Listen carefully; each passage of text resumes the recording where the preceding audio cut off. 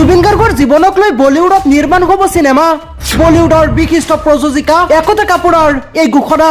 বলিউডত নিৰ্মাণ হ'ব লগা উক্ত চিনেমাখন আপুনিও চাবনে? কমেণ্টত জনাব। কিয়নো এইবাৰ বলিউডত শিল্পী জুবিন গাৰ্গৰ জীৱনক লৈ নিৰ্মাণ হ'ব এখন চিনেমা।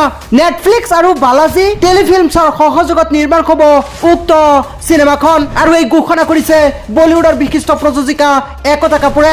আৰু অতি শীঘ্ৰেই এই চিনেমাখন নিৰ্মাণ কৰা হ'ব বলিউডত নিৰ্মাণ হ'ব লগা জুবিন গাৰ্গৰ জীৱনক লৈ এই চিনেমাখন আপুনিও চাবলৈ হওক সাজু। কিয়নো নেটফ্লিক্স আৰু বালাজী টেলিফিল্মছৰ সহযোগত নিৰ্মাণ হ'ব উক্ত চিনেমাখন। জুবিন গাৰ্গৰ জীৱনৰ প্ৰতিটো কাহিনী, প্ৰতিটো ঘটনা, প্ৰতিটো সময় কেনেকৈ পাৰ কৰিছে তাৰ ওপৰত ভিত্তি কৰি বলিউডত নিৰ্মাণ কৰা হ'ব উক্ত চিনেমাখন।